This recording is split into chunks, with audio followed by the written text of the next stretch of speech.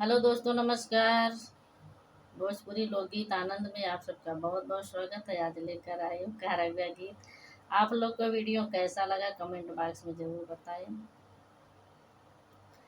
काला जाला राजाऊ कहिया अइबा सासुररिया, काला जाला राजाऊ कहिया अइबा सासुररिया, काला जाला राजाऊ।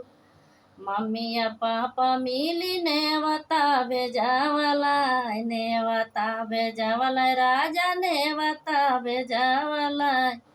घर माया जरा जाऊ, घर माया जरा जाऊ, पकड़ा एक दिन टरेनिया, घर माया जरा जाऊ, पकड़ा एक दिन टरेनिया, घर माया जरा जाऊ।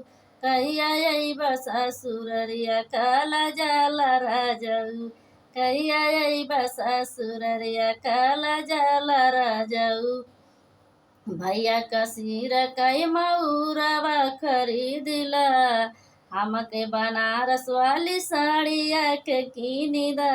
भैया कसीर कई मऊरवा खरीदिला, हमका बनारस वाली साड़िया के कीनिदा।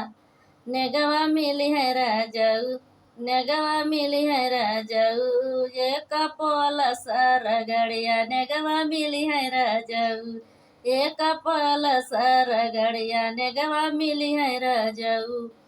पलसर चढ़ी हम ससुरवा में आईबा, माई तोहार करी है तोहाँ से सवालवा।